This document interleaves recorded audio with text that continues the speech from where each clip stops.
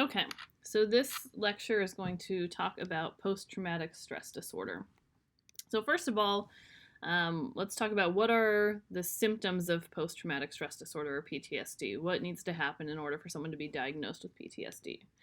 First of all, they obviously need to be exposed to a traumatic event. Um, what's a traumatic event? There's a little bit of variability in that, but usually it needs to involve real or threatened physical harm to someone, or either the person experiencing the event or they witness it occurring to someone else. So it's not like a bad haircut. It's things that are can usually life threatening. Um, so common causes are war, rape, things like that.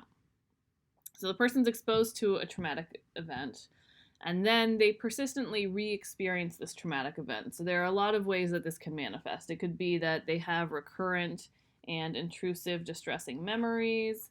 It could be that they have recurrent dreams about the event that are distressing.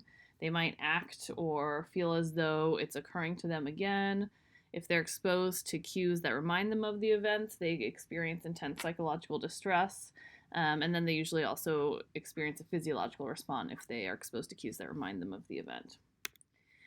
They also need to persistently avoid stimuli that are associated with the traumatic event. So this might be that they're avoiding internal things like distressing memory, thoughts, or feelings about the event.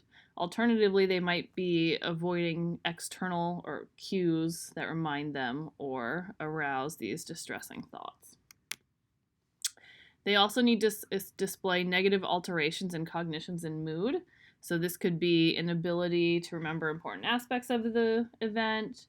They might have exaggerated negative beliefs about themselves, others, or the world.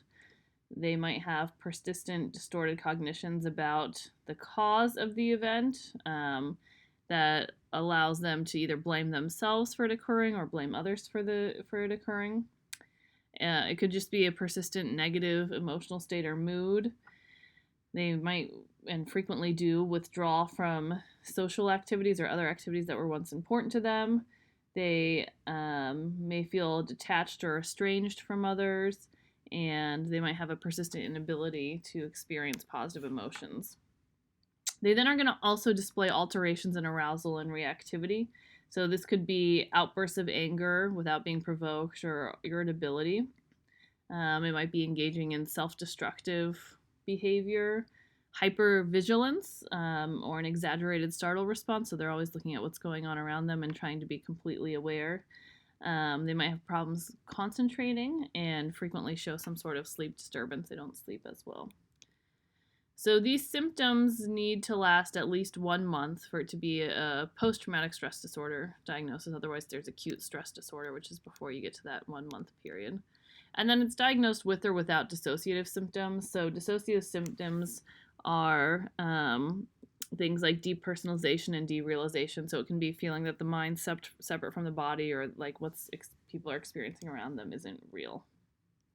So that's how people are diagnosed with PTSD. PTSD is comorbid with a couple other psychological disorders frequently. So comorbid means two disorders occurring at the same time. So people that have PTSD are also more likely to be diagnosed with anxiety disorders in general. PTSD used to be classified as an anxiety disorder, but in the most recent DSM, it was put in its own category. But particularly generalized anxiety disorder and panic disorder are common diagnoses in people with PTSD. There's a high comorbidity with depressive disorders and particularly with substance abuse. So a lot of people that have PTSD also have substance abuse issues. And it's not substance abuse all across the board. The most common categories of drugs that people with PTSD abuse are alcohol and opiates. And so most of you would have familiarity with what alcohol is. Opiates are going to be things like Vicodin, morphine, opium, Oxycontin, heroin. So more or less, these drugs are kind of downers and things that would dull emotions, most likely.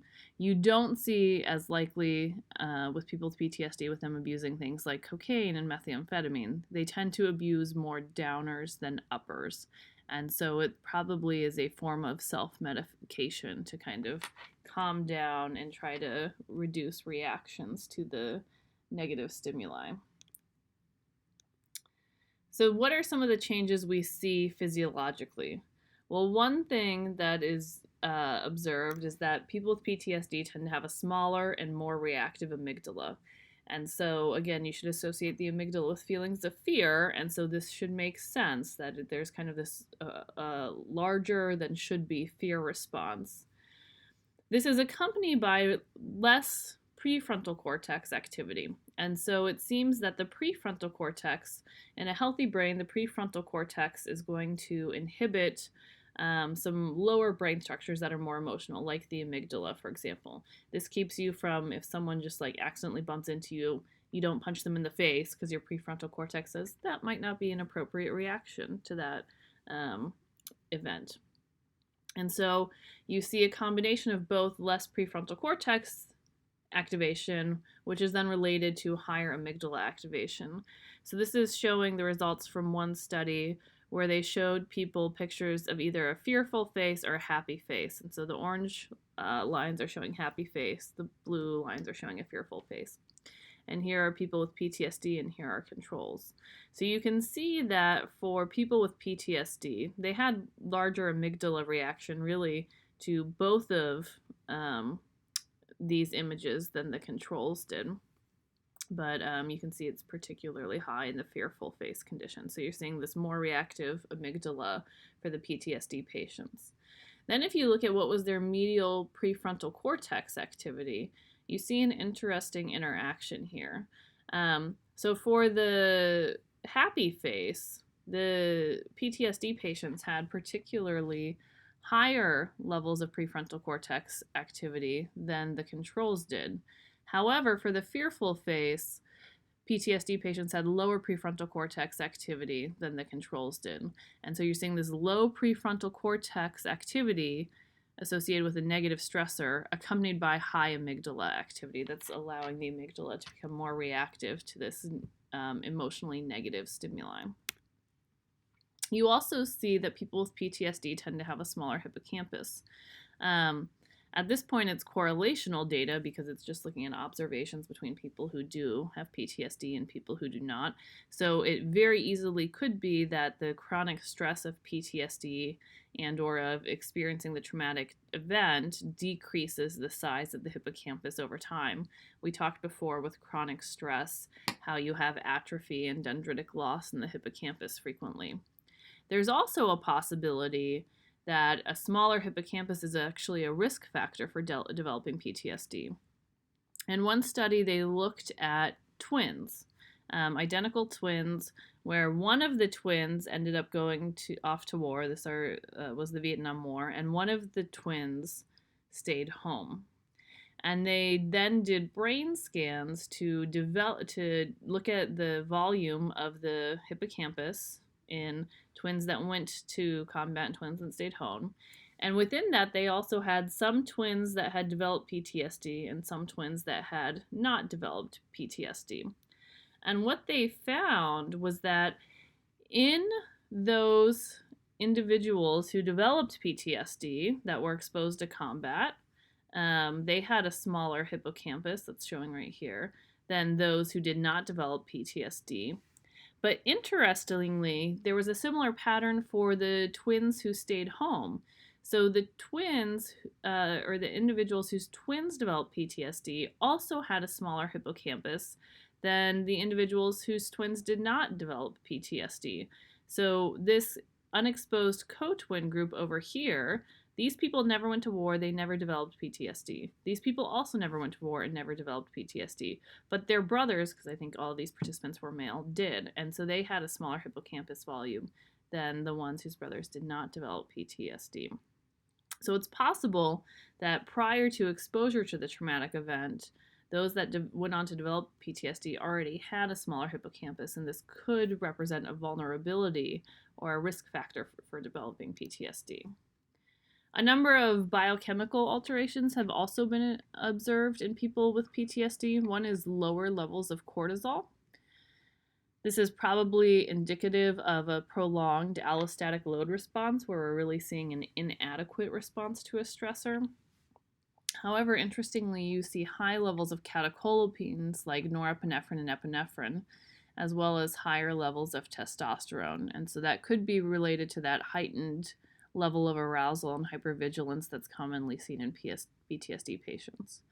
You also see high levels of pro-inflammatory cytokines, and so this may be partially related to the fact that they have low cortisol. Cortisol usually is associated with reducing inflammation. If you have low cortisol, then you're probably going to have more inflammation. And inflammation is then associated with risk for a variety of diseases, including depression, some psychological disorders, and Alzheimer's disease, as well as cardiovascular disease and diabetes. So what are some risk factors for developing PTSD? There are genetic factors that influence a risk. One is a specific allele of COMT that is associated with slower destruction of catecholamines.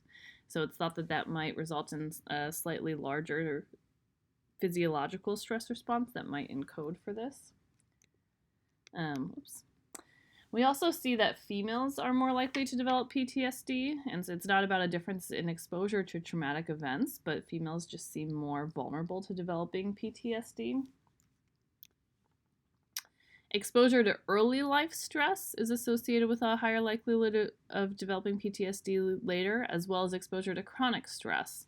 And in one study, they looked at people who, I believe this was in Rwanda, were exposed to a number of traumatic events, and they saw that the more traumatic events people experienced, the more likely they were to develop PTSD. And so on this x-axis, you see number of traumatic events, 0 through 25, and then the percent of people who end up developing PTSD. And you can see very clearly that as the number of traumatic events they experience increases, the likelihood of developing PTSD increases as well. So that's one form of chronic stress. Lower socioeconomic status is associated with a higher risk of developing PTSD. That also is going to be one form of chronic stress. People who think catastrophically about stress, so that things are the worst that they could possibly be, that's probably indicative of maybe having low resources for coping. Using avoidant coping as opposed to active coping. So active coping is when something is stressful, you try to think of ways that you can specifically better deal with the stressful event or deal with its effects. Avoidant coping is you're just trying to withdraw from things. So people might avoid their problems, deny their problems exist. They might withdraw socially. Avoidant coping is associated with more use of alcohol and other drugs, which again is a comorbidity with PTSD. And those who have low levels of social support are also more likely to develop PTSD. So how is PTSD treated? Probably one of the big types of therapies is cognitive behavioral therapy. So this would be more of a talk therapy. Some people do increased exposure to the event. So this could be a type of flooding therapy almost, where you expose people to cues that remind them of the event. You don't actually make them experience the actual event again, and help them to kind of reduce their reaction over time to that.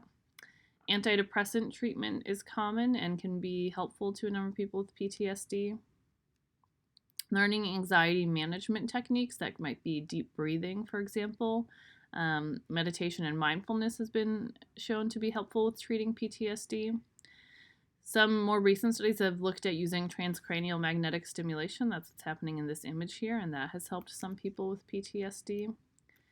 And then other research has examined, are there preventative treatments? So right after someone's exposed to a stressful event, is there anything that you can do to reduce the likelihood that they will go on to develop PTSD? Research so far is showing that there might be. It turns out that some studies have shown giving people cortisol right after a stressful event can, interestingly, reduce their likelihood of developing PTSD. It's thought that this might help to actually turn off the innate cortisol release so that they're not flooded as much with their own cortisol and it remains in the right balance. The other thing that they've looked at, and this has been something that has been correlationally observed, is giving opiates to people right after a traumatic event. So, one study that was published in 2010, the authors went back and analyzed military records, and they looked at people who had been injured, had a severe injury when they were deployed for Operation Iraqi Freedom. And the military keeps very good records, so they were able to look over time if these people sought treatment for PTSD or not, because they would then seek treatment probably within the VA system. And they also had very detailed notes about when people received their injury, were they given any drugs right after, any sort of painkillers, and if so, what were those? If were they opiates, which would be morphine particularly is what they looked at, or were they something like Tylenol? And what they found is that those who received morphine right after their injury were less likely to develop PTSD. So here they're looking at, in their study, the number of people and then the percentage that received morphine. What percent of them developed PTSD? So 60% of the people who received morphine after their injury went on to develop PTSD, whereas 76% of those who received morphine did not go on to develop PTSD. So it's possible that preemptive morphine use might end up resulting in a lower risk of PTSD. And that is all I have for you today.